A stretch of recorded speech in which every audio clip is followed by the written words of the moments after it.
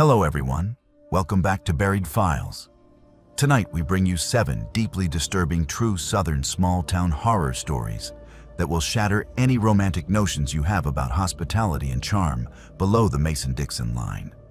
These are not fictional tales but real accounts from people who discovered that beneath the sweet tea and friendly waves, some towns harbor secrets so dark they have consumed entire generations.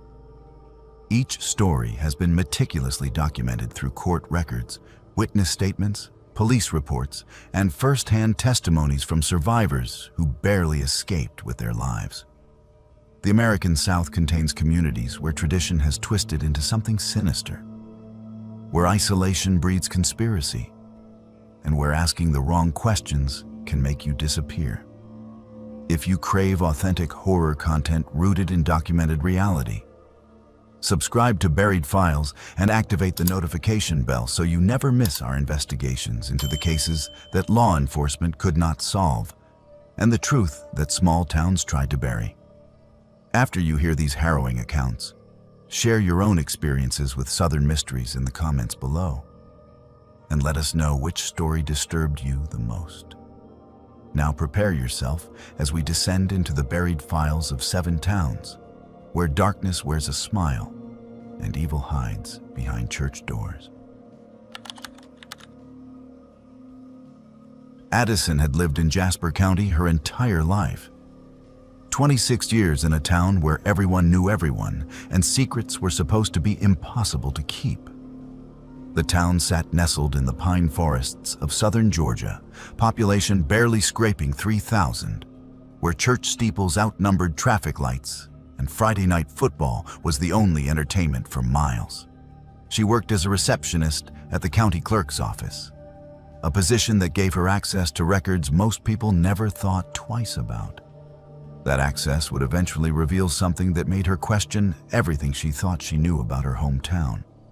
Addison had always been the curious type, the kind of person who read through old newspapers at the library and asked her grandmother about family history.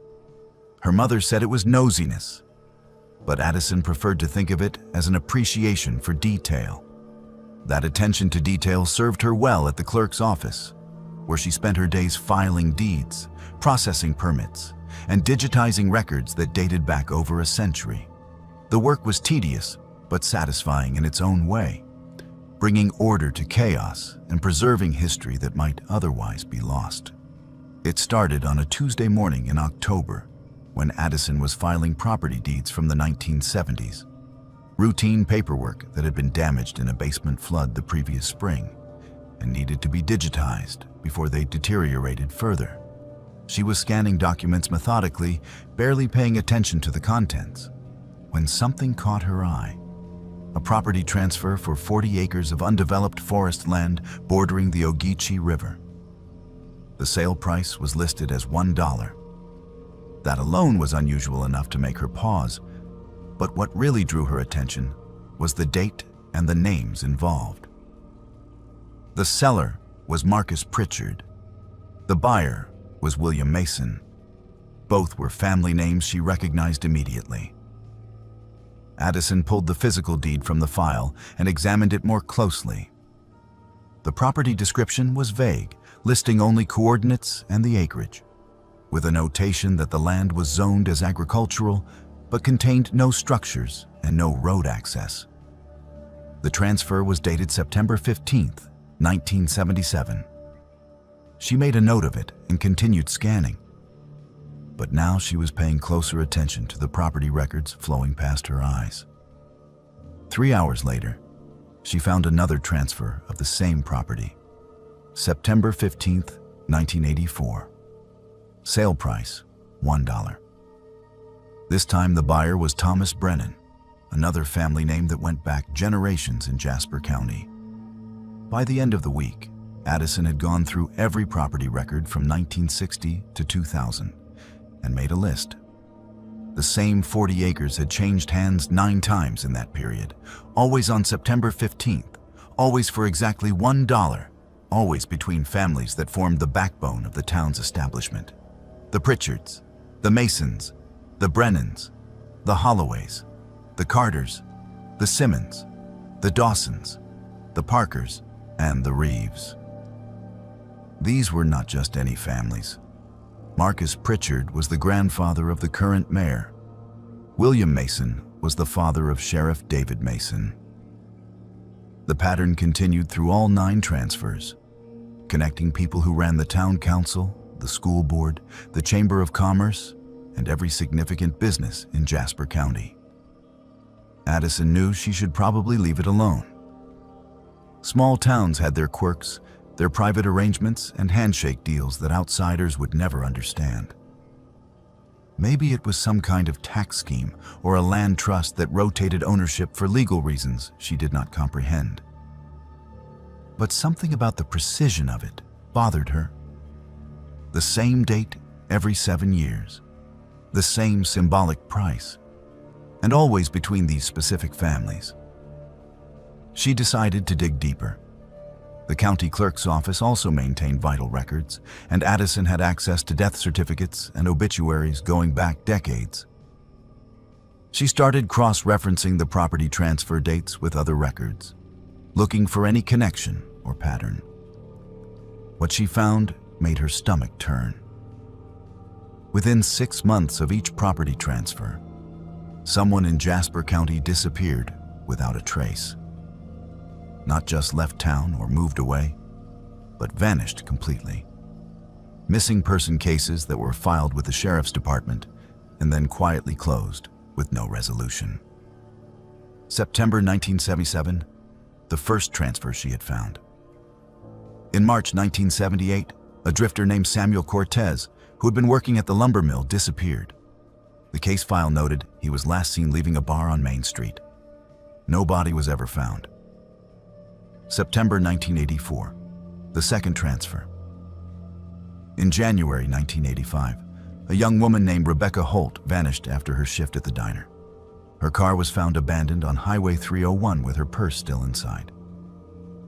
The investigation lasted 3 weeks and concluded she must have run away, despite her family insisting she would never leave without telling them. September 1991, another transfer. In April 1992, a truck driver from Florida disappeared after delivering a load to the paper mill. His rig was found parked behind the mill, but he was never seen again. The pattern held for every single transfer. 9 property transactions over 42 years. 9 disappearances within 6 months of each transaction. Addison made a spreadsheet documenting everything she had found, and the more she looked at it, the more impossible it seemed to be coincidence. She tried to rationalize it. Maybe small towns just had higher rates of transient populations and unsolved disappearances. Maybe she was seeing patterns where none existed, connecting random events through confirmation bias. But the precision of it haunted her. Always within 6 months. Always after the property changed hands, always victims who were either outsiders or people on the margins of the community with no powerful family connections to push for answers. Addison knew she was probably being paranoid, but she could not shake the feeling that something was very wrong. She started researching the property itself, trying to find out what made those 40 acres special enough to warrant this strange rotating ownership. County tax records showed it had never been developed, never had any structures built on it, and generated no income. It was assessed at minimal value despite bordering the river, which should have made it desirable real estate. Satellite imagery showed dense forest with no clearings or roads visible. Historical maps from the 1800s indicated the land had been part of a larger plantation that was subdivided after the Civil War, but offered no clues about its current significance. She thought about going to the sheriff, but Sheriff Mason's family was part of the pattern. She thought about talking to her supervisor at the clerk's office, but Helen Dawson came from one of the families on her list. Addison realized with growing unease that she could not trust anyone in a position of authority in Jasper County. They were all connected to this, whatever this was. She copied all her research onto a flash drive and stored it in 3 different locations, including a safety deposit box at a bank in the next county.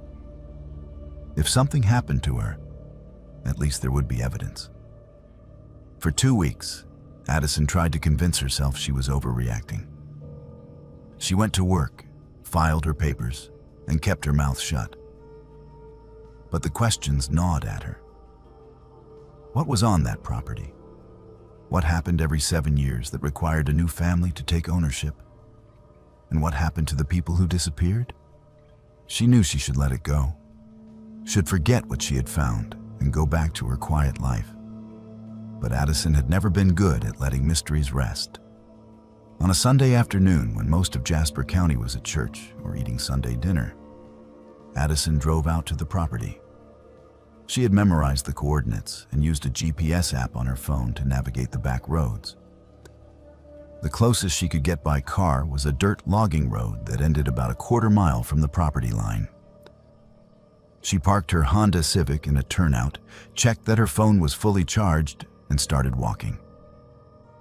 The forest was thick with pine and oak, the ground soft with decades of fallen needles.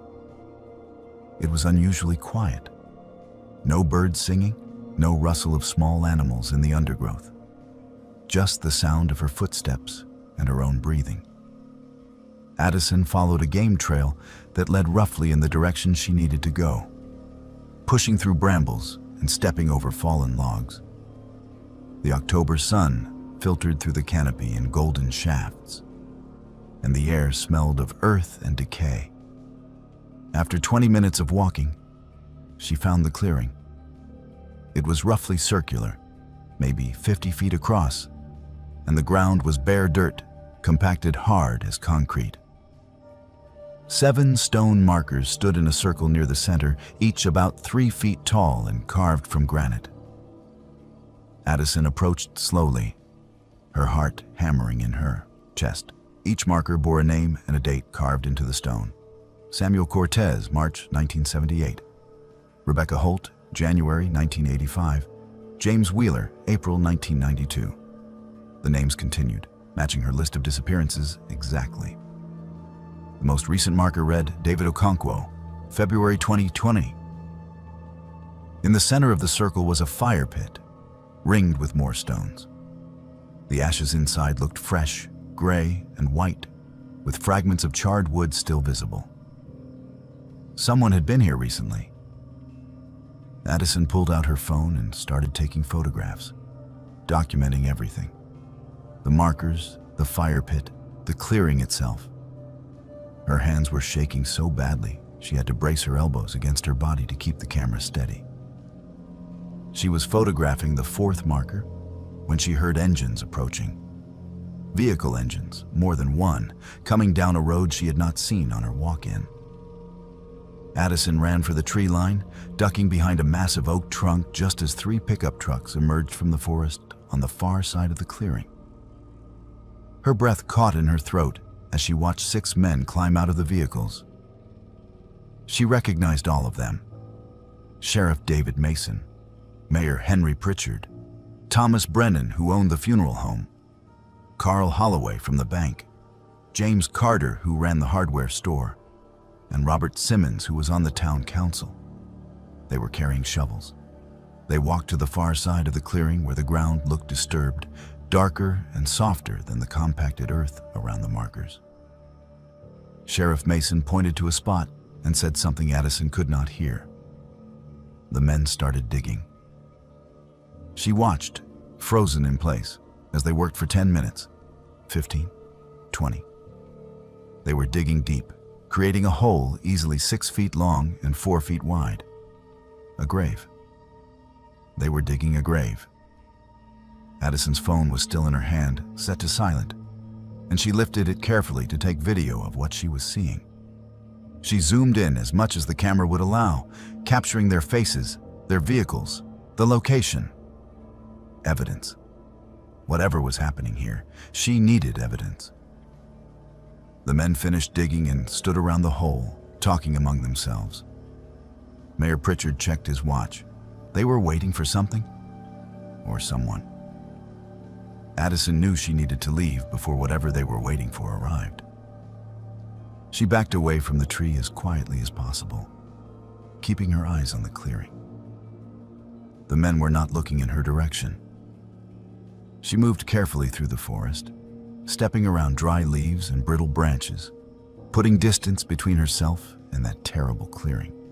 When she was far enough away that she could no longer see the trucks or hear the men's voices, she turned and ran. She made it back to her car, hands shaking so badly she dropped her keys twice before managing to unlock the door. Addison started the engine and drove. Not back toward town, but in the opposite direction, toward the highway that led to Savannah. She did not feel safe. She did not feel anything except raw animal terror and the certainty that she had just seen something she was never meant to see. Whatever happened in that clearing every 7 years, whatever those 9 families had been doing for over 4 decades, they had killed people. And they would kill her too if they knew what she had discovered.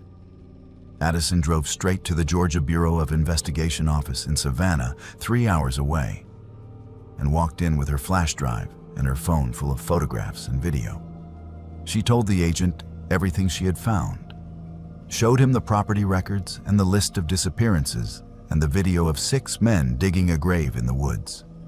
The agent listened with increasing intensity, making notes and asking questions. By the time she finished, 2 more agents had joined them. They told her she might have just broken open one of the largest conspiracy cases in Georgia history. The investigation that followed took 8 months and involved the FBI, the Georgia Bureau of Investigation, and the state police. They exhumed the clearing with ground-penetrating radar and cadaver dogs. They found 14 sets of human remains buried in that 40-acre plot, some reduced to bone fragments, some still partially preserved by the acidic Georgia soil. The oldest remains dated back to the 1950s, decades before Addison's records began. Whatever ritual or conspiracy those families had maintained, it went back further than anyone had imagined. All 9 families were implicated. Prosecutors called it a murder cult that selected victims from outside the community and killed them as part of a ritual they believed ensured the town's prosperity and protected their power. The trials were sensational, drawing national media attention. 6 men were convicted of murder and conspiracy. 3 more were convicted as accessories. The scandal destroyed Jasper County. Families that had lived there for generations were ripped apart. The town lost its identity, became known not for its history or its football team, but for the horror that had been hiding in the pine forest for decades. Addison testified at every trial, calm and precise, presenting the evidence she had compiled. The defense attorneys tried to paint her as paranoid, attention-seeking, but the bodies in the ground spoke louder than any argument they could make. After the convictions, Addison left Jasper County and never went back. She lives in Atlanta now, works for a nonprofit that advocates for missing persons cases. She refuses to drive through small towns. She checks her rearview mirror constantly, and she knows that some secrets, once uncovered, change you forever. The property was seized by the state and designated as a memorial site for the victims. But locals say if you drive past it at night, you can still see lights moving through the trees, restless spirits waiting for justice that came too late.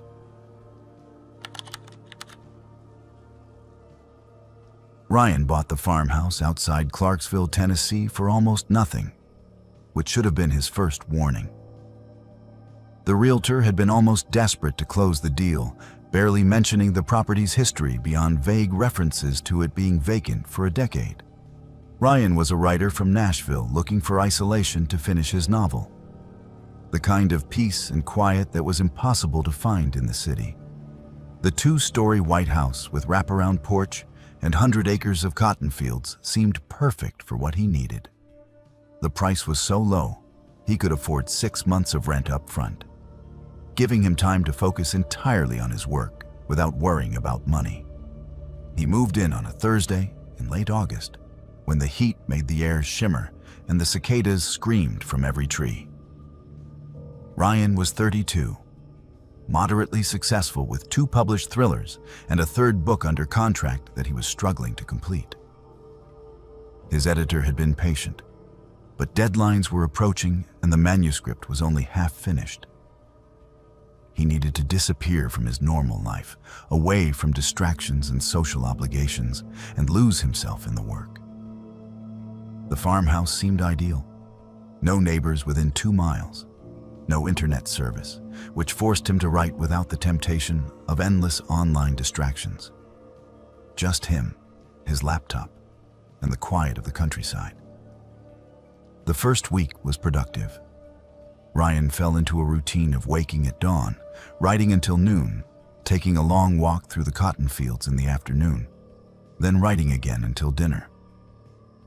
The house was comfortable, if a bit dated, with creaky floors and old furniture the previous owners had left behind. He set up his workspace in the dining room, where windows on 3 sides provided natural light and views of the fields. At night, he would sit on the porch with a drink and watch the sun set behind the tree line, thinking through plot problems and character arcs. The locals in Clarksville treated him with a strange mixture of curiosity and something else Ryan could not quite identify. When he mentioned where he was living, conversations would pause. People would exchange glances. The woman at the grocery store asked him how long he was planning to stay, and when he said 6 months, she just nodded slowly and wished him luck in a tone that suggested he would need it. The man at the hardware store, where Ryan bought supplies to fix a leaky faucet, asked if he had noticed anything unusual about the house yet. When Ryan said no, the man just said to give it time. Ryan dismissed the odd reactions as small-town superstition. Every old house probably had rumors attached to it, ghost stories the locals liked to tell outsiders. He was a thriller writer. He understood how people projected drama and mystery onto ordinary things. But on the 8th night, something happened that he could not explain away. Ryan woke at 3:17 a.m., the time displayed on his phone screen when he checked it. He woke because he heard something, a sound that filtered up through the floorboards from downstairs. Humming. A woman's voice, soft and melodic, humming something that sounded like a hymn. Ryan lay still for a moment, listening, trying to convince himself it was wind in the eaves or the old house settling. But the sound continued, consistent and clearly human. He grabbed the baseball bat he kept by the bed, a habit from living in less safe neighborhoods in Nashville, and crept down the stairs. The humming was coming from the kitchen, and as he moved closer, he could hear other sounds too. Water running, the clink of dishes. Someone was in his kitchen washing dishes in the middle of the night. Ryan's heart hammered against his ribs. He had locked all the doors before bed. He always did. How had someone gotten inside? When he rounded the corner into the kitchen, he saw her. A woman stood at the sink with her back to him, wearing a floral dress that looked like something from the 1960s. Her dark hair pinned up in an old-fashioned style. Her hands moved through the motions of washing dishes. But there were no dishes in the sink. No water running despite the sound he had heard. She was washing dishes that were not there, and she was humming. Ryan's throat went dry. He tried to speak, managed to croak out a weak, "Hello?" And the woman stopped humming. Just stopped, mid-note, and stood perfectly still. The temperature in the room dropped so suddenly Ryan could see his breath. He waited for her to turn around, waited for her to do something, but she just stood there, frozen. Then she vanished, not walked away, not moved out of sight, but simply ceased to exist. One moment she was there, solid and real, and the next moment the kitchen was empty. Ryan turned on every light in the house and did not sleep the rest of that night. In the morning, he tried to rationalize what he had seen. A dream, a hallucination brought on by stress and too much isolation. His mind playing tricks in that space between sleep and waking. But he knew what he had seen, and he knew he'd been fully awake. The woman had been real, or as real as something could be that vanished into nothing. He decided to research the house's history, drove into town and spent the afternoon at the county library going through newspaper archives and property records. What he found made his blood run cold. The woman was Lucy Brennan, who had lived in the farmhouse with her husband Thomas from 1962 until 1978. According to multiple newspaper articles from October 1978, neighbors had reported hearing screams coming from the farmhouse late one night. When police investigated, they found a scene so disturbing it was described in the papers only in vague terms as evidence of extreme violence and ritualistic in nature. Ryan read every article he could find. Lucy's body had been found in the basement, dismembered on a table Thomas had constructed specifically for that purpose. The walls of the basement were covered in religious text mixed with symbols police and religious scholars consulted could not identify. Some appeared to be corrupted versions of Christian iconography. Others resembled occult symbols. The prevailing theory was that Thomas Brennan had suffered a psychotic break, developed delusional religious beliefs, and killed his wife as part of some twisted ritual he believed God had commanded. Thomas had been found hanged in the barn 3 days later. The autopsy revealed he had not eaten regular food in the days before his death. Instead, his stomach contained fragments of human bone. The implication was clear and too horrifying to state directly in the newspaper articles. But Ryan understood. Thomas had cannibalized his wife's body before taking his own life. The house had sat empty for years after the murders. It changed hands multiple times over the decades, sold at auction for back taxes, bought by investors who could not find renters, eventually falling into disrepair. According to the property records, no one had lived there for more than a month at a time. Previous tenants all left suddenly, breaking leases and forfeiting deposits. Ryan found references in local newspaper archives to complaints about the property. Neighbors reporting seeing lights in the windows when the house should have been vacant. Hearing sounds of screaming late at night.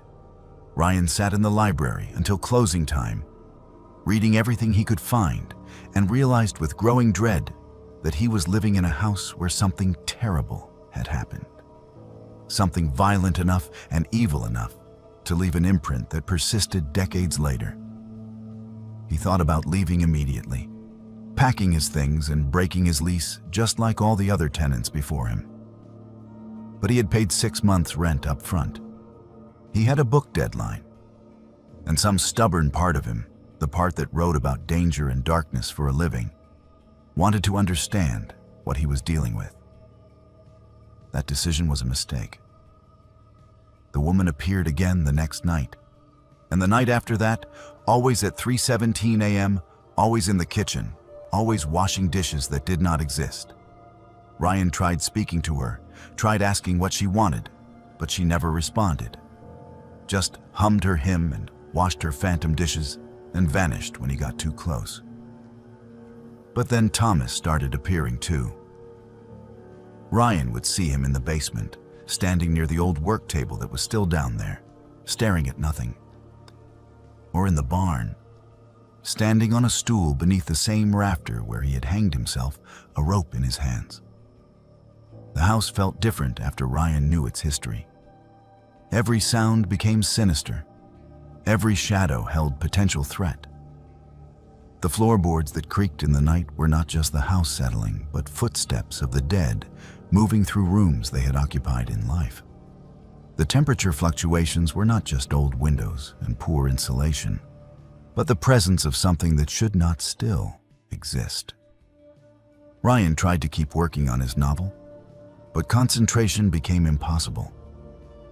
He was exhausted from lack of sleep, jumping at every noise, and beginning to see Lucy and Thomas even during the day. It was not just seeing them that broke Ryan's resolve. It was the feeling that accompanied their presence, a crushing weight of despair and rage and madness that made it hard to breathe. Whatever Thomas had become in his final days, whatever religious mania or psychological break had driven him to commit murder and cannibalism, it was still there in the house, and it was angry. Objects would move on their own. Doors would slam. And every night at 3:17 a.m., Ryan would wake to the sound of footsteps climbing the stairs toward his bedroom. Slow and deliberate, stopping just outside his door. Ryan lasted 3 weeks before he abandoned everything and left in the middle of the night. He threw his laptop and a few clothes in his car and drove back to Nashville without looking back. He contacted the realtor the next morning, demanding to know why she had not disclosed the property's history. The realtor was apologetic but firm. Tennessee law only required disclosure of deaths that occurred within the last 3 years. The Brennan murders were from 1978, more than 40 years ago. Legally, she had no obligation to tell him what had happened there. Ryan lost his deposit, lost the rent he had paid up front, lost most of his belongings that he was too afraid to go back and retrieve. He tried to salvage the novel he had been working on, but everything he had written in that house felt tainted somehow, contaminated by the darkness he had lived with for 3 weeks. He eventually started over completely, writing a different book about a different subject, as far removed from haunted houses and murder as he could manage. The farmhouse outside Clarksville is still for sale. The price drops every year as the realtor becomes more desperate to move the property. Ryan knows it will sell eventually. Some unsuspecting person will see the beautiful old house and the 100 acres of fields and think they have found a bargain. They will move in. They will last a few weeks, maybe a month if they are stubborn. And then they will leave like all the others, fleeing from Lucy and Thomas Brennan, who remain in that house, trapped in an eternal repetition of whatever horrific ritual binds them there. Local teenagers dare each other to spend the night there, though few make it past midnight. And locals say if you drive past the property at night, you can see lights in the windows and 2 figures moving through the rooms. A woman washing dishes that do not exist, and a man standing in the basement over a table that should have been destroyed decades ago. Ryan will never go back. Some places are beyond redemption, soaked in violence too profound to ever be cleansed. That farmhouse is one of them. Lucy worked the night shift at the Waffle House off Highway 82 outside Greenwood, Mississippi. A job she had held for 3 years since dropping out of community college to help support her mother after her father passed away.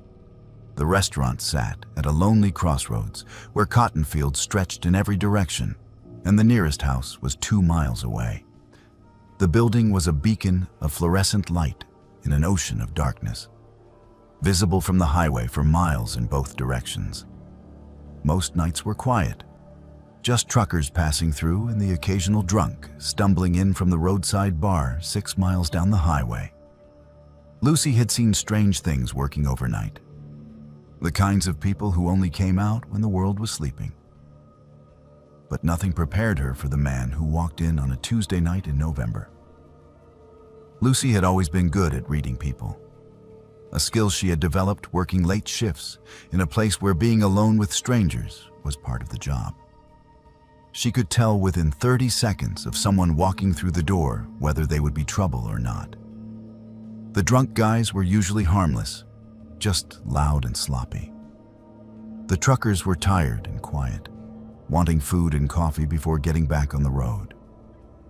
But occasionally someone would come in who set off alarms in her head. People whose eyes were too focused or whose smiles did not reach their eyes. And Lucy had learned to trust those instincts. The man walked in at 2:30 a.m. on a Tuesday, the deadest shift of the week. Lucy was wiping down tables and half watching a rerun of some crime show on the television mounted in the corner. She heard the door chime and looked up to see him standing in the entrance, looking around the empty restaurant like he was memorizing the layout. He was maybe 40, wearing expensive clothes that looked out of place in a Waffle House at 2:30 in the morning. Dark slacks, a button-down shirt, leather shoes. But the clothes were covered in red dust, the kind that came from walking through Mississippi farmland. He sat at the counter, right in front of where Lucy stood, and when he looked at her, something cold crawled down her spine. His eyes were too intense, too focused, like he was examining her rather than just looking at her. She pulled out her order pad and gave him her standard greeting, asking what she could get for him. "Coffee and eggs," he said, "scrambled with cheese." His voice was soft, almost polite, but it made her skin crawl. Lucy poured his coffee and put his order in through the window to the cook, Marcus, who had worked the night shift with her for 2 years. She busied herself with other tasks, refilling napkin holders and salt shakers, anything to avoid standing still where the man could watch her. But she felt his eyes on her constantly, tracking her movements around the restaurant. When she brought his food, he asked her name. "Lucy." He repeated it slowly like he was tasting the word. "Pretty name." She thanked him and started to move away, but he kept talking. When did her shift end? Did she live nearby? Did she live alone? Every instinct Lucy had developed over 3 years of working nights told her to lie. So she did. Her boyfriend was picking her up at 6 when her shift ended. She lived with 3 roommates in Greenwood. Her manager was in the back office doing paperwork. All lies. But the man smiled like he knew exactly what she was doing. He ate his eggs slowly, never taking his eyes off her. When he finished, he left a $100 bill on the counter for a $12 meal and walked out without waiting for change. Lucy watched through the window as his car, a black sedan with no visible license plate, sat in the parking lot for 20 minutes. Just sat there, engine running, headlights pointed at the restaurant. Marcus came out of the kitchen and stood beside her, staring at the car. He asked if she wanted him to call someone, but Lucy said no. The man had not done anything illegal. He had not threatened her. He was just sitting in his car. Eventually, the sedan drove away, turning south on Highway 82, and Lucy tried to convince herself she would never see him again. But he came back the next night. Same time, 2:30 a.m., walking through the door like he had every right to be there. Same seat at the counter, same intense stare. This time he did not order food, just coffee that he barely touched while he watched Lucy work. She tried to ignore him, tried to focus on her tasks, but the weight of his attention was suffocating. When her co-worker Sarah arrived for the morning shift at 5, the man finally stood up, left another $100 bill on the counter, and walked out. The third night, Lucy asked Marcus to stay close, to not leave her alone in the front of the restaurant. The man showed up at 2:15 a.m., earlier than before, and this time he did not sit at the counter. He took the booth closest to the back exit, the one with a view of both doors, and he did not order anything at all. Just sat there, watching her. Lucy's hands shook as she wiped down tables. She felt like prey being circled by something patient and methodical. On the fourth night, Sarah called in sick, leaving Lucy to work the shift alone except for Marcus in the kitchen. Lucy almost called in sick herself, almost made up an excuse, but she needed the money and she was tired of being afraid. She arrived at 10 p.m. for her shift, checked that both exits were unlocked, and kept her phone in her pocket with 911 ready to dial. The man arrived at 2:15 a.m. again, but this time everything felt different, more dangerous. He sat in the same booth near the back exit. But when Lucy glanced out the window, she saw that he had parked his car directly behind hers, blocking her in. Lucy called her manager Lisa, woke her up, and told her what was happening. Lisa told her to lock both doors immediately and call the police. Lucy hung up and turned to lock the front entrance.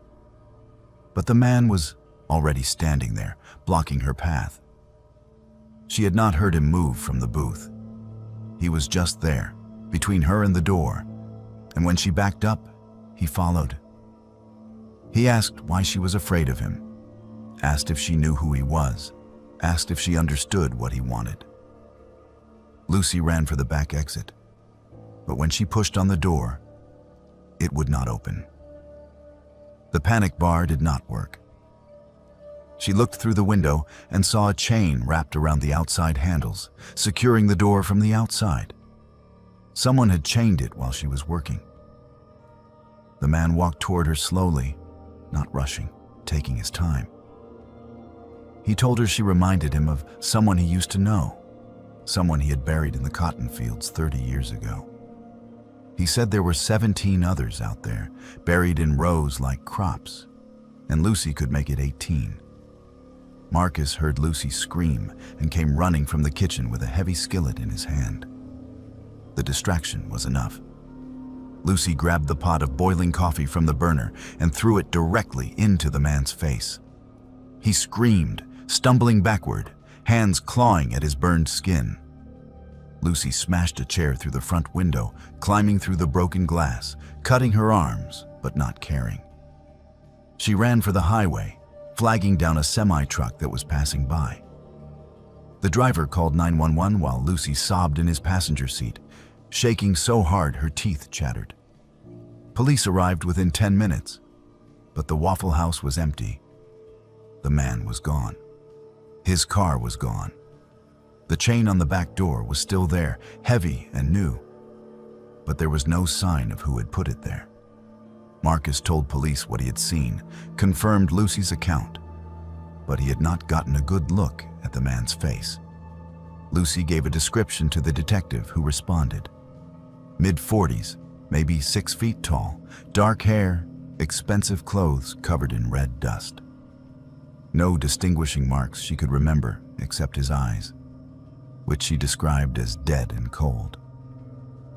The detective went quiet when she finished. He asked Lucy to come to the station the next day to look at some photographs. When she did, he showed her a file that was 2 inches thick, filled with reports and evidence from unsolved cases across Mississippi and Alabama. The man Lucy described matched someone connected to a string of disappearances in the 1990s. Young women who vanished from truck stops and diners along rural highways. The cases had gone cold, but detectives always suspected the same perpetrator. They had never been able to prove it. Based on Lucy's information about the cotton fields, police obtained warrants and searched farmland around Greenwood with ground-penetrating radar and cadaver dogs. They found 12 sets of remains buried in a grid pattern on abandoned property, each wrapped in plastic, each bearing signs of restraint and prolonged trauma. The victims ranged in age from 19 to 34, all women, all reported missing between 1989 and 2003. DNA evidence linked some of them to the cold cases in the detective's file. But the man was never caught. Despite a massive manhunt, despite the description Lucy provided and the evidence found in those fields, he vanished. Some detectives believe he left the state or the country. Others think he changed his appearance and is still operating somewhere under a different method. Lucy quit the Waffle House that night and never went back. She moved to Memphis, got a job working day shifts at a hospital, and refuses to be alone after dark. She does not drive through small towns anymore. She does not work anywhere with fewer than a dozen other people present. And she checks every parking lot, every car around her, always watching for a black sedan with no license plate and a man whose eyes are dead and cold. She knows he is still out there somewhere. She knows she was lucky to escape. And she knows that somewhere, some other woman is not going to be as lucky as she was. Christopher had been the town doctor in Maplewood, Louisiana for 18 months. A position he had accepted fresh out of residency because the Rural Health Initiative program paid his medical school loans in exchange for 3 years of service in an underserved community. The town was small, maybe 1,500 people. The kind of place where everyone went to the same church and the same diner and knew each other's business before breakfast. Christopher rented a small house behind the clinic and kept mostly to himself, which the locals seemed to appreciate. They were polite but distant, treating him with the same cordial detachment they might show a mechanic or plumber, someone useful but not part of the community. Christopher was from New Orleans originally, accustomed to the diversity and anonymity of city life, and Maplewood felt claustrophobic by comparison. But the work was rewarding in ways his residency at a large hospital had not been. He knew his patients. He saw the same families week after week, treated their chronic conditions, delivered their babies, and helped them manage diabetes and heart disease. The medical practice was straightforward, rural family medicine exactly as he had trained for it, except for the families who never came in. Christopher began noticing patterns in his second month. Certain families never brought their children in for checkups. When he reviewed the records left by the previous doctor, he found gaps spanning years for specific surnames. The Howells, the Duprees, the Guidrys, large families, multiple generations living in the same area, but almost no medical records. When he asked his nurse Penelope about it, she said those families preferred handling things themselves. Old ways, she called it. Traditions that went back generations. But Christopher kept noticing other things. When children from those families did come in, usually dragged by a grandmother or aunt rather than parents, they showed signs of malnutrition, despite living in homes that appeared financially stable. Women from those families would come in with injuries they claimed were from falls or accidents. But the pattern and frequency suggested something else. And every single patient from those 3 families who Christopher examined, had strange scarring on their backs. Geometric patterns, deliberate cuts that had healed into raised keloids, symbols Christopher could not identify, but that looked almost ritualistic. He brought it up with Penelope during a slow afternoon, showing her photographs he had taken with patient permission for medical documentation. She looked at the images, her face going pale, and told him to delete them. When Christopher asked why, she said some things in Maplewood were not his business to question. Some traditions were older than the clinic, older than modern medicine, and doctors who tried to interfere tended not to last long in town. She reminded him that the previous doctor had left after 11 months. The one before that lasted 8 months. Christopher was already at 18 months, which made him the longest-serving physician Maplewood had employed in a decade. Christopher could not let it go. He had taken an oath to do no harm, and what he was seeing looked like systemic abuse. He started documenting everything carefully: the scarring patterns, the injuries, the malnutrition, the defensive wounds he found on some of the teenagers from those families. He kept copies of his notes on an encrypted drive at home, separate from the clinic's official records. He researched the history of Maplewood, looking for context that might explain what he was seeing. What he found disturbed him deeply.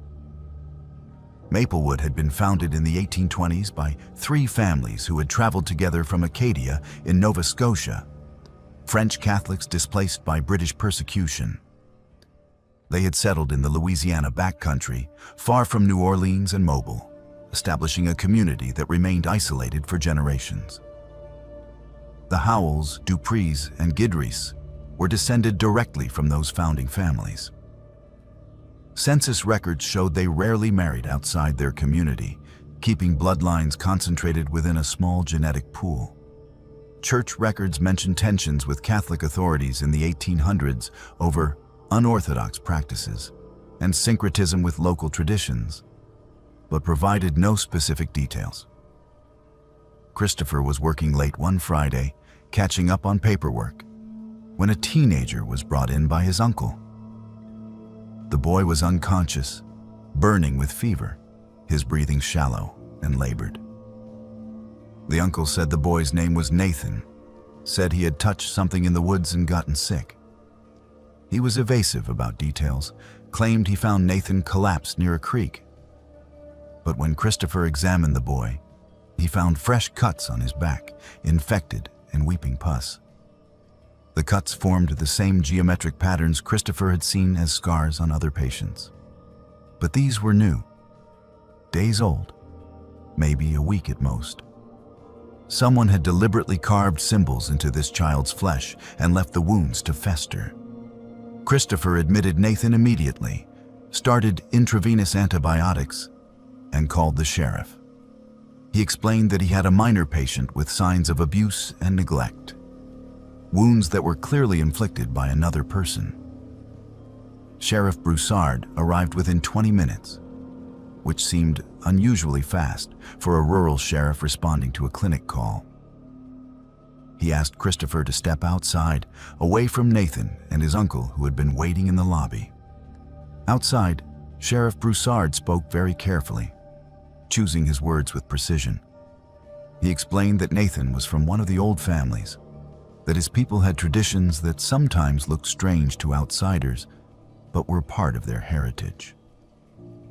He said the cuts on Nathan's back were part of a coming-of-age ritual, that every boy in those families went through it when they turned 13. That it was no different than circumcision or any other cultural practice that involved modification of the body. He suggested that Christopher release Nathan to his family and forget what he had seen. Christopher refused. He said the wounds were infected, that Nathan needed medical treatment, and that ritual scarification on a minor without anesthetic or proper sterilization constituted child abuse under Louisiana law. He said he was required to file a report with Child Protective Services, that his medical license obligated him to report suspected abuse. Sheriff Broussard's expression hardened. He said that 3 doctors before Christopher had left Maplewood within a year, and the smart ones had learned not to ask questions about certain families and their traditions. He said Christopher should think carefully about whether he wanted to be the kind of doctor who respected the community or the kind who caused problems. Christopher filed the report anyway. He called CPS that night, spoke to a social worker in Baton Rouge, and sent copies of his documentation, including photographs of Nathan's infected wounds. The social worker said she would open an investigation, that someone would visit Maplewood within the week to interview Nathan and his family. Christopher felt like he had done the right thing, like he had protected a child who could not protect himself. 2 nights later, Christopher's house burned down. He was at the hospital in the next county visiting a friend when he got the call. By the time he drove back to Maplewood, the fire department had already declared the blaze under control, but his house was a total loss. The fire chief said it looked like electrical failure in the walls, old wiring that had overheated. But Christopher's house was less than 10 years old, built to modern code, and he had never had any problems with the electrical system. His laptop was in that house, his backup drives, all his documentation. Other things started happening. Christopher's car was vandalized in the clinic parking lot, all 4 tires slashed. The clinic's computer system was hacked, patient files corrupted, and backups deleted. Penelope quit without explanation, just left a resignation letter on his desk and stopped answering her phone. And every patient from the 3 old families stopped coming to the clinic entirely. They would drive 40 miles to the next town rather than be treated by Christopher. He received a letter 1 week after the fire. Plain white envelope, no return address, postmarked from Maplewood. Inside was a single photograph showing Christopher leaving his house on a morning before it burned. The photo had been taken from across the street, zoomed in enough to show his face clearly. No note, no message, just the photograph. The implication was clear. They were watching him. They knew where he lived, where he went, what he did. And they could reach him whenever they wanted. The CPS investigation went nowhere. The social worker who had promised to visit never came. When Christopher called to follow up, he was told the case had been closed due to insufficient evidence. The family had denied any abuse. Nathan had told investigators the cuts were self-inflicted, that he had been playing with a knife and accidentally hurt himself. Without the boys' cooperation, there was no case to pursue. Christopher asked about the photographs he had sent, the medical documentation.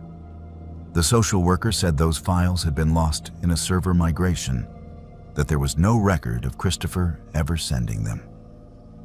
Christopher finished out his 18-month commitment, but he knew he could not stay in Maplewood. He found a position at a hospital in Oregon, as far from Louisiana as he could get while staying in the continental United States.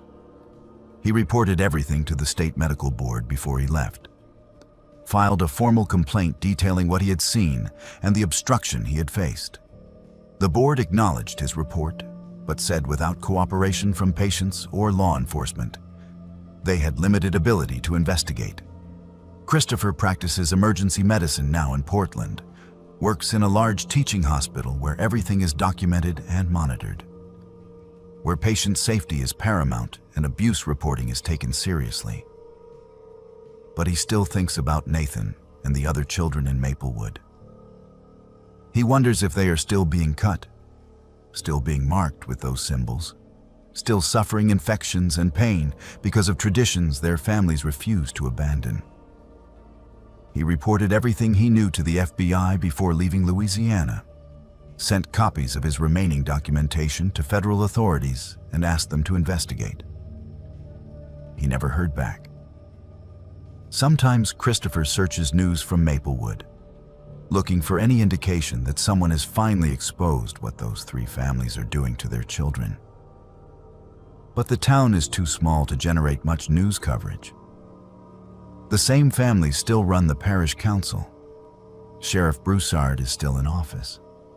And Christopher knows that if he had stayed, if he had kept pushing, something worse than a house fire would have happened to him. Some communities protect their secrets with violence, and Maplewood is one of them. He escaped with his life and his medical license intact. The children of those three families were not as lucky. Penelope moved to Liberty Hill, Alabama to take care of her grandmother who had broken her hip and could no longer live alone. The town was tiny, barely 400 people, surrounded by swamps and pine forests, accessible by only one main road that flooded whenever it rained heavily. Penelope had visited as a child, but remembered little beyond mosquitoes and humidity and the suffocating heat of southern summers. Her grandmother's house was old, built in the 1920s, sitting on 2 acres at the edge of town near the swamp.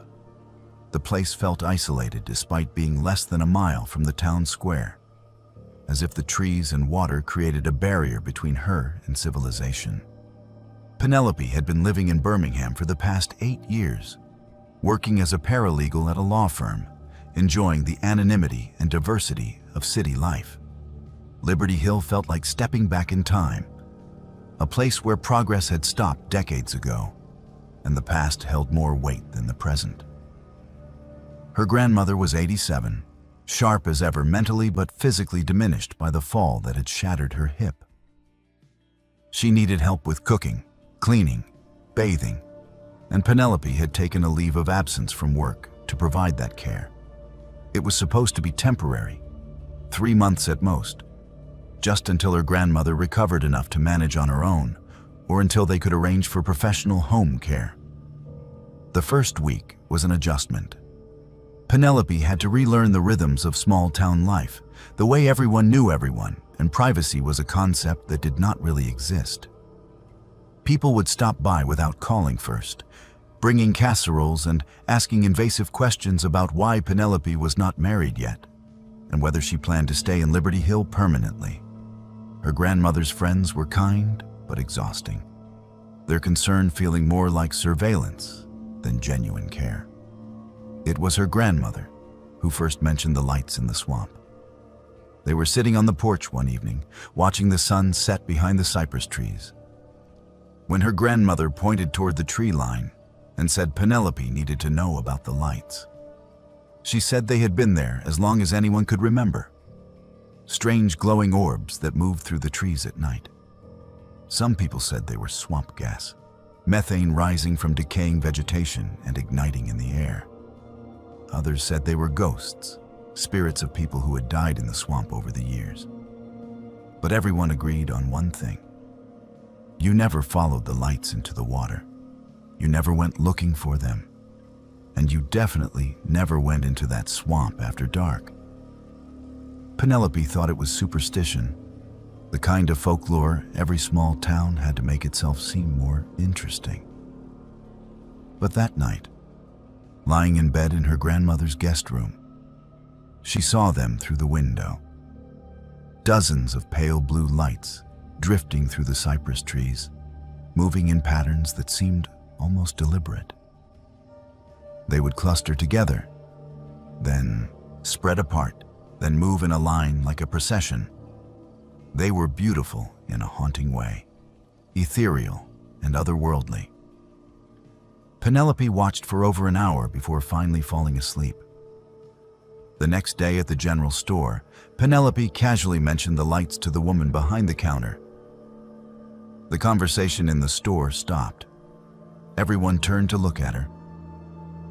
An older man, probably in his 70s, walked over and asked what exactly her grandmother had told her. Penelope repeated what she had heard, that the lights were swamp gas or ghosts, that people avoided them. The old man nodded slowly and said that was true enough. But there was more to the story. He said 50 years ago, some men from Liberty Hill had killed a drifter who had been camping in the swamp. They said he had been harassing women in town, following them, making them uncomfortable. So a group of men took him into the swamp one night and hanged him from a cypress tree. They called it justice. The law called it nothing because no charges were ever filed. But the drifter had not been alone. He had a family, a wife, and 3 children who were camping deeper in the swamp while he came into town for supplies. When they came looking for him, they found his body. And then they disappeared. All 4 of them. No bodies were ever found, no evidence of what happened to them. The old man said people assumed the family had just left, scared off by what happened to the husband. But others believed the men from Liberty Hill had killed them too, eliminated witnesses who might report what really happened. And ever since then, the lights in the swamp had grown brighter, more numerous, moving with purpose rather than drifting randomly. Penelope felt a chill run down her spine despite the Alabama heat. She asked who the men were, the ones who had killed the drifter. The old man said they were all dead now, had been for decades. But their sons and grandsons still lived in Liberty Hill, still ran the town. And the lights in the swamp kept getting brighter every few years, like something was feeding them. He told Penelope to stay away from that swamp, to keep her grandmother's doors locked at night, and to not ask too many questions about things that happened before she was born. But Penelope could not let it go. She was a paralegal, trained to research and document and find evidence. She went to the County Historical Society, a small building attached to the public library, and asked to see newspaper archives from 1974. The librarian was hesitant, said most of those papers had not been digitized yet. were still stored in boxes in the basement. But Penelope insisted, said she was researching family history. The librarian brought up 3 boxes of yellowed newspapers, and Penelope spent the next 4 hours reading through them. She found the story buried on page 6 of the Liberty Hill Gazette, dated October 12, 1974. "Tragic accident claims local drifter," read the headline. The article was brief, stating that a man named Samuel Johnson had been found deceased in the swamp, apparent victim of an accident. No further details were provided. No mention of a hanging. No mention of an investigation. Just a few sentences acknowledging a death and moving on. But Penelope noticed something else. 3 weeks later, another small article reported that authorities were seeking information about a missing family, a woman and 3 children who had been camping in the area and had not been seen since mid-October. The article provided no names, no description, just a request for anyone with information to contact the sheriff. Penelope kept digging through the archives. She found a pattern of disappearances in Liberty Hill that stretched back decades. Every few years, someone would vanish near the swamp. Usually someone from out of town. Usually someone who had caused some kind of problem or upset someone important. A man who had gotten into an argument at the town bar in 1981. A woman who had filed a complaint about harassment in 1989. A teenager who had been arrested for vandalism in 1995. And on and on. 14 disappearances over 50 years, all near the swamp, all unsolved. The newspaper coverage was always minimal, always framed as people who had wandered off or chosen to leave town. Penelope made copies of everything she found, took photographs of the articles on her phone. She knew she should probably leave it alone, should focus on taking care of her grandmother, and then return to Birmingham and her normal life. But something about the pattern bothered her deeply. The precision of it. The way the community had collectively decided to look the other way. The way the lights in the swamp had grown brighter with each disappearance. One night, Penelope heard voices outside her grandmother's house. It was after midnight, and she had been reading in bed when she heard men talking in low voices. She went to the window and saw 6 figures walking toward the swamp, carrying shovels and flashlights. They were dragging something wrapped in canvas, something large and heavy. Penelope grabbed her phone and started recording, zooming in as much as the camera would allow. She recognized 3 of the men. Harold Mason, the police chief, Robert Garrett, who was on the town council, and Tom Henderson, her grandmother's neighbor who had brought over a casserole just 2 days earlier. She watched as they dragged the bundle deep into the swamp, following a path that seemed well-worn despite the difficult terrain. They stopped at a place where the water turned black and the trees grew so thick no moonlight penetrated. They threw the bundle into the water, watched it sink, then stood in a circle. Penelope could not hear what they were saying, but she could see their mouths moving, some kind of ritual or prayer. And then the lights appeared. More than Penelope had ever seen. Dozens of pale blue orbs swarming over the water where the bundle had disappeared, circling and diving like they were feeding on something. The men stood and watched for several minutes, then turned and walked back toward town. Penelope's hands were shaking so badly she almost dropped her phone. She had just witnessed a murder, or at least the disposal of a body. She had video evidence of Liberty Hill's police chief and town council member dumping something in the swamp in the middle of the night. She needed to report this to someone. But who? The police chief was involved. The town council was involved. Local law enforcement was part of whatever conspiracy this was. Penelope called the FBI field office in Mobile the next morning, reported what she had seen, and sent the video to the agent who took her call. Federal agents arrived in Liberty Hill 2 days later, and the town immediately closed ranks. No one saw anything. No one knew anything. When agents interviewed Harold Mason, he said he had been home all night, and his wife confirmed his alibi. Robert Garrett said the same. Tom Henderson said the same. Every person Penelope had identified claimed to have been somewhere else, and their families backed them up. Federal agents searched the swamp with sonar equipment and dive teams, looking for the bundle Penelope had seen them dump. But the swamp was vast and murky, the water black with tannins, the bottom thick with decades of decomposed vegetation and sunken logs. They found nothing in the area Penelope had indicated. After 3 days of searching, they told her there was no evidence of any crime. Without a body, without physical evidence, there was nothing they could prosecute. But Penelope had the video. She posted it online, sent it to newspapers and television stations, refused to let it disappear. Her grandmother begged her to stop, said she was putting both of them in danger. Penelope ignored her. She hired a private investigator, a former detective from Birmingham who specialized in cold cases, and gave him all her research. The newspaper articles, the pattern of disappearances, the video. She asked him to find something, anything that could prove what Liberty Hill was hiding.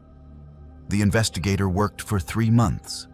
He brought in specialists with ground-penetrating radar, surveyed areas of the swamp that were accessible, and found anomalies consistent with buried remains. Based on those findings, federal authorities obtained new warrants and returned with forensic teams. They found remains in that swamp, fragments scattered over a wide area by water and wildlife, but enough to confirm human origin. DNA testing eventually matched 11 missing persons cases spanning 4 decades. 3 men were arrested, including Harold Mason and Robert Garrett. Tom Henderson died of a heart attack the day before federal agents came to arrest him. The investigation revealed a pattern of violence that had persisted for over 50 years. A system where Liberty Hill's leadership had eliminated anyone they considered a threat or problem, disposing of bodies in the swamp and relying on community silence to prevent any investigation. The lights in the swamp were just swamp gas, methane igniting in the air. But their appearance had become associated with the disappearances, creating folklore that helped keep people away from areas where bodies were hidden. Penelope testified in federal court. She received death threats. Someone threw a brick through her grandmother's window with a note tied to it that said, "Traitors did not deserve to live." Federal marshals provided protection during the trials. All 3 defendants were convicted, sentenced to life in prison. But Penelope knew there were others involved who had not been charged. The conspiracy went deeper than 3 men. It involved families, institutions, a whole community that had decided some people's lives did not matter. Penelope lives under a different name now, somewhere far from Alabama. Her grandmother passed away 6 months after the trials ended, and Penelope believes the stress of everything that happened contributed to her decline. The house in Liberty Hill was sold. Penelope will never go back. Some towns bury their secrets so deep that disturbing them means risking your life. Liberty Hill buried its secrets in a swamp, and when those secrets were finally exposed, the town never recovered. Penelope barely escaped with her life, and she knows that in small towns across the South, similar secrets remain hidden, protected by communities that value loyalty over justice and silence over truth.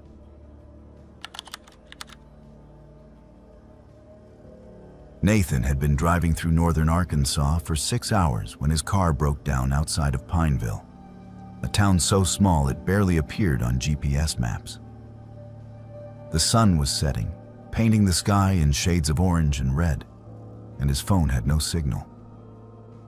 He coasted to a stop in front of what looked like a combination gas station and general store, the only building with lights on for miles in either direction. Nathan was 28, an insurance adjuster from Little Rock on his way to visit a college friend in Missouri. And mechanical problems were the last thing he needed on a Friday evening. A man came out of the gas station before Nathan even had time to pop the hood. He was in his 60s, wearing coveralls and a friendly smile, and he introduced himself as Landon. Nathan explained that his car had just died, lost power completely, and he did not know enough about engines to diagnose the problem. Landon lifted the hood, poked around for a few minutes, and delivered the bad news. The alternator was shot. He could fix it, but he would need to order the part, and it would not arrive until Monday at the earliest. This was Friday night. Nathan was stuck in Pineville for the weekend. Landon seemed apologetic, like this was somehow his fault, and offered to have the car towed to his shop behind the gas station. He said Nathan could stay at the boarding house down the road, that it was clean and cheap and the only accommodation in town. Nathan had no other option. His phone still had no signal. The nearest city was over an hour away. He agreed to Landon's plan, grabbed his overnight bag from the car, and accepted a ride in Landon's truck to the boarding house. The boarding house was a 2-story Victorian painted pale yellow, with a wraparound porch and hanging plants. It looked charming in a faded kind of way, like something from a tourism brochure about quaint southern towns.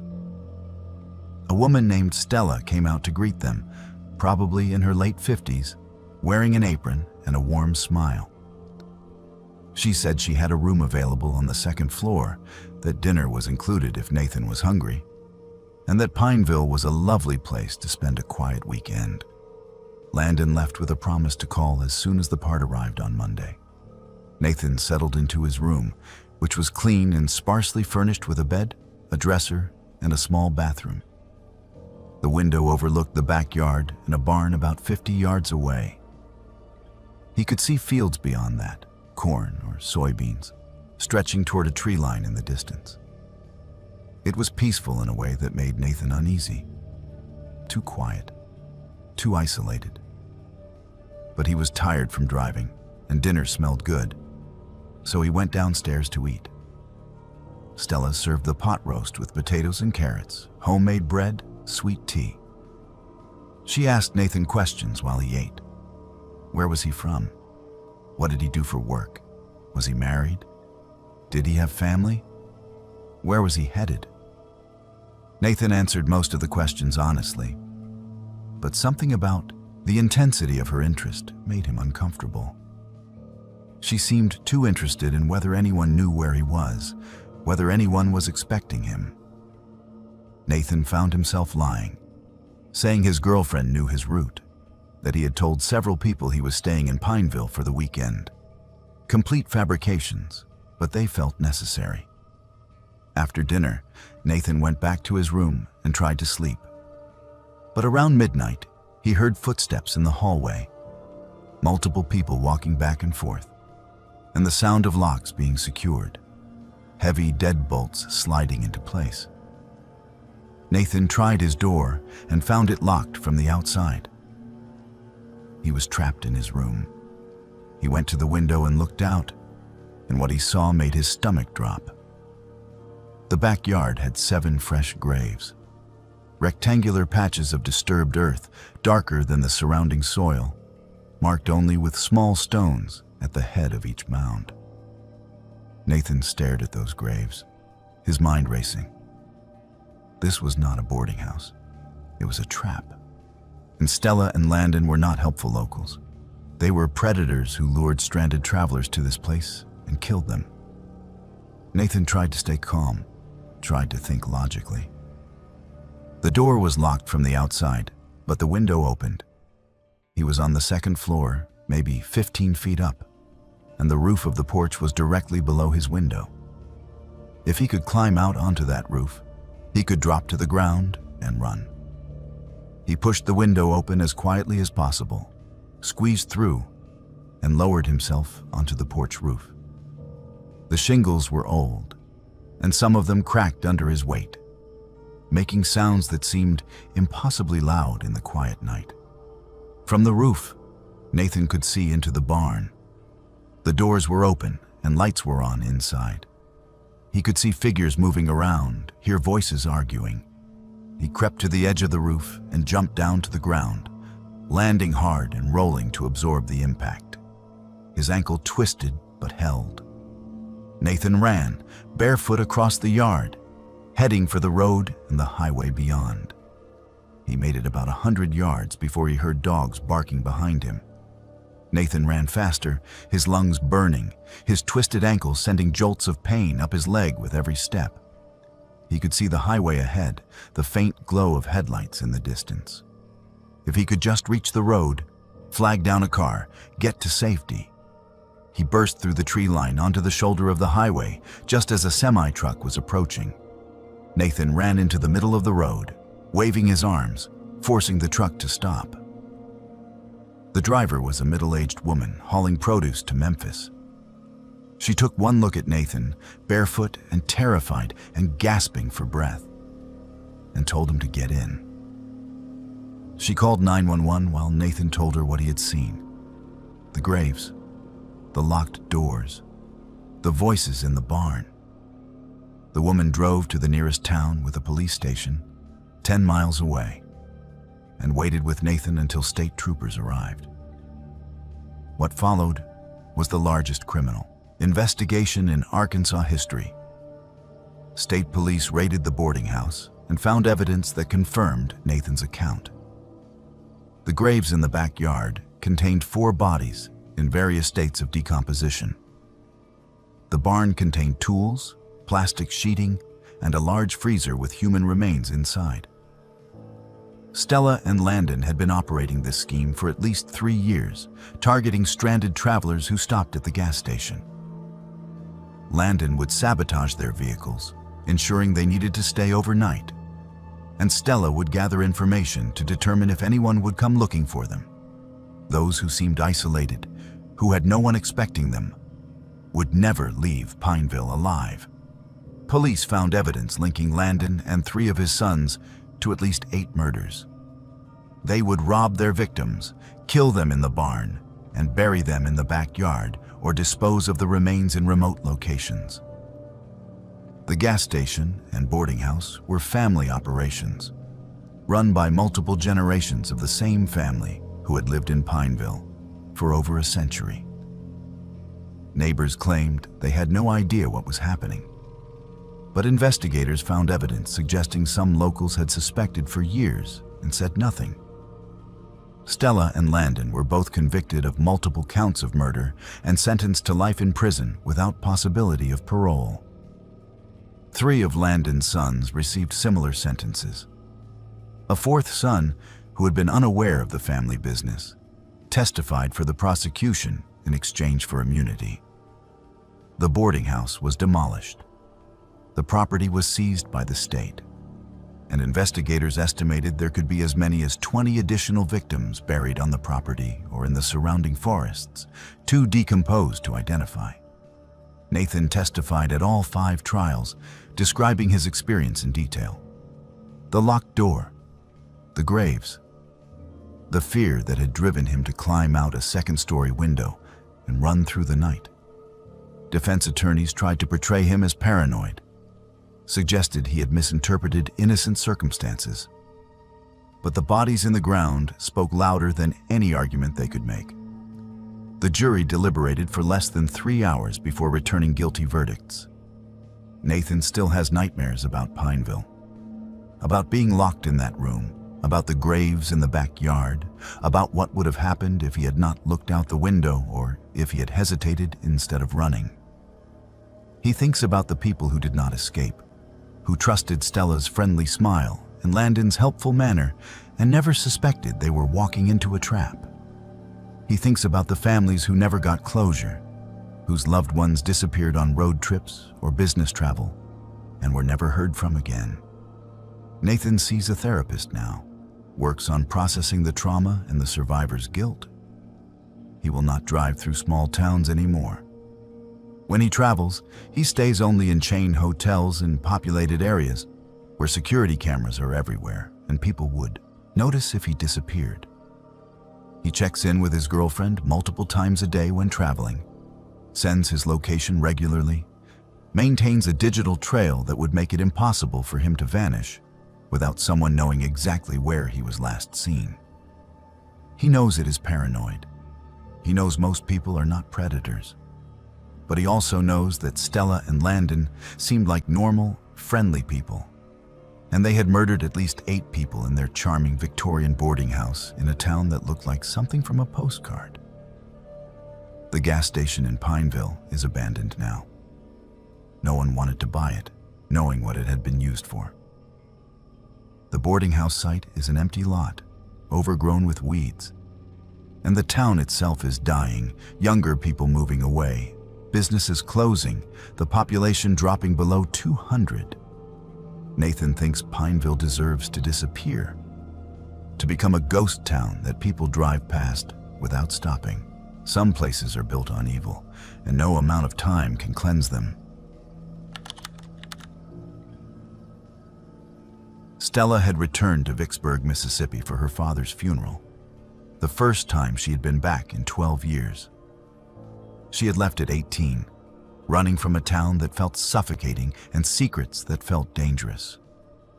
Her father had been the funeral home director, a position his family had held for 4 generations, and Stella was expected to take over the business.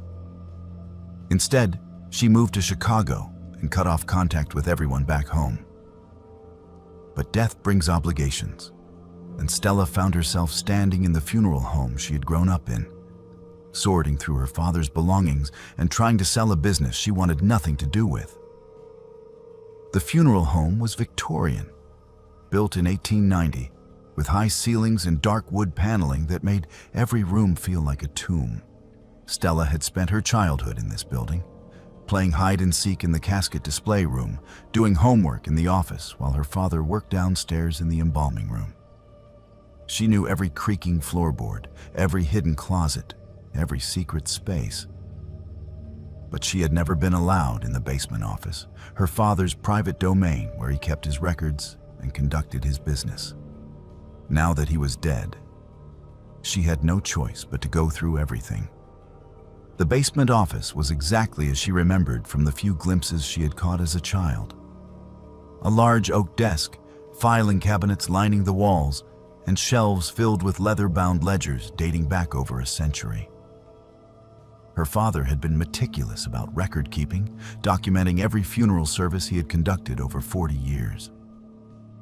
Stella started sorting through the most recent ledgers, thinking she would need the information to transfer business records to whoever bought the funeral home. But as she read through her father's entries, she noticed something strange. There were 2 sets of records. The official ledgers documented funerals that appeared in the county death records, services with permits and certificates, and everything legally required. But there were other entries too, written in red ink, describing services that were not in any official records. Bodies that came in the middle of the night, burials conducted without permits, cremations performed without family consent, and names, dozens of names. People Stella recognized from her childhood who had disappeared over the years. Stella's hands shook as she read through entry after entry. Her father had been disposing of bodies for someone in Vicksburg, making evidence vanish, and he had been doing it for 30 years. The red ink entries started in 1985 and continued until 3 months before his death. Some entries were brief, just a name and a date and the word cremated or buried. Others included more details: where the body had come from, who had brought it, how it had been disguised as a natural death or accident. The level of detail suggested her father had kept these records deliberately, documenting crimes he was complicit in. The entries stopped abruptly in June, 3 months before her father died of what everyone believed was a heart attack. The final entry was different from the others. Not a record of a service, but a note written in her father's shaking handwriting. "They know I kept records. God forgive me." Stella stared at those words, understanding flooding through her. Her father had not died of natural causes. He had been murdered because someone discovered he had been documenting their crimes. Stella was photographing pages of the red ink entries with her phone when she heard the back door of the funeral home open. The door that led directly to the basement, the one her father always kept locked. She heard footsteps on the stairs, multiple people and voices she did not recognize. They were coming down to the basement office.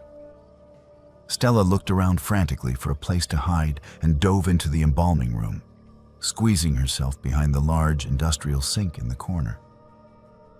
Through the partially open door, she could hear the men searching her father's office. They were looking for the ledgers, the records her father had kept. One voice said they should have done this months ago, should have taken care of it when they took care of him. Another voice said they had searched the house and found nothing, that the records must be at the funeral home. A third voice, older and authoritative, said they needed to find those ledgers before anyone else did, that if the wrong person saw them, everyone would go to prison. Stella held her breath. Pressed against the cold tile wall, her phone clutched in her hand. She recognized the older voice now. Judge Harold Simmons, a man who had presided over the county court for 25 years. She heard other names mentioned as the men searched. Police Chief Robert Garrett, District Attorney Michael Preston, the president of Merchants Bank. These were not low-level criminals. These were the men who ran Vicksburg, the ones who controlled law enforcement and the legal system and the economy. The men talked while they searched, and Stella pieced together what her father had been involved in. For over 3 decades, a group of powerful men in Vicksburg had been eliminating anyone who threatened their interests. Business rivals, whistleblowers, journalists asking too many questions, people who knew too much about corruption and criminal enterprises. Her father had disposed of the bodies, making deaths look like accidents or natural causes, or cremating remained so thoroughly that no evidence remained. And he had documented every single one. The men spent 20 minutes tearing apart the office, pulling books from shelves, emptying filing cabinets, searching every drawer and corner. They did not find the ledgers because Stella had them stacked on the desk where she had been reading them, partially hidden under other papers. Eventually, the men gave up and left through the back door, still talking about where else they could search. Stella waited another 10 minutes before moving, making sure they were truly gone. Her hands were shaking so badly she could barely hold her phone.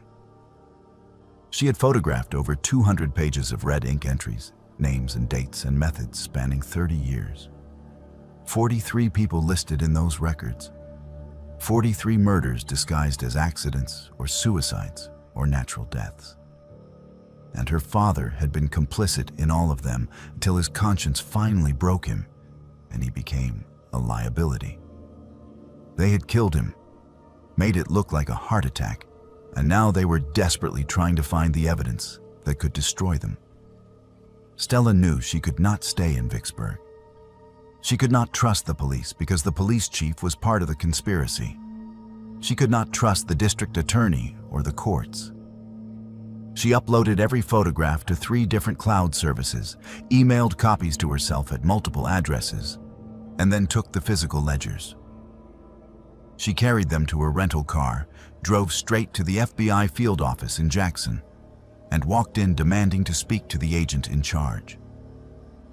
The investigation that followed became national news. The FBI brought in teams from Washington, conducted raids across Vicksburg, and arrested 17 people, including Judge Simmons, Police Chief Garrett, and District Attorney Preston. The ledgers Stella provided documented 43 murders over 3 decades, each connected to a criminal network that had controlled Vicksburg's economy and politics for half a century. Her father's meticulous records included dates, names, methods, and in many cases, who had ordered the killing. It was the most complete documentation of organized crime corruption the FBI had seen in Mississippi history. Stella testified in federal court for 6 days, identifying people from the ledgers, explaining how the funeral home had been used to destroy evidence. She sat in that witness box and answered questions about her father's crimes, about the business he had run and the secrets he had kept.